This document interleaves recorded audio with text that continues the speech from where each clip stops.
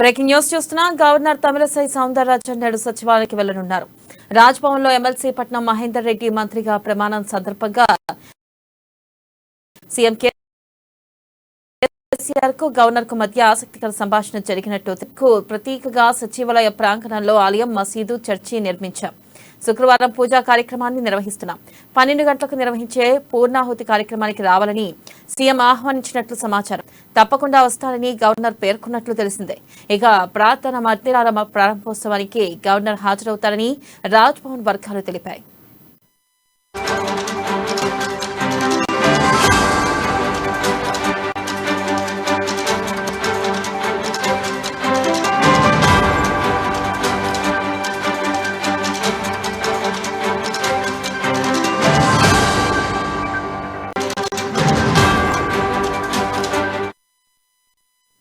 Breaking news చూస్తున్న. Governor Tamilisai Soundararajan నేడు సచివాలయానికి వెళ్లనున్నారు.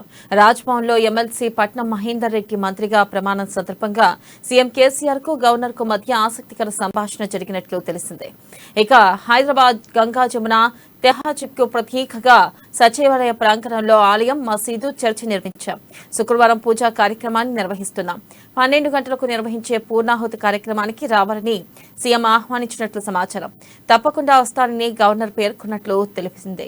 ఇక ప్రార్థన మందిరాల ప్రారంభోత్సవానికి గవర్నర్ హాజరవుతారని రాజ్భవన్ వర్గాలు తెలిపాయి.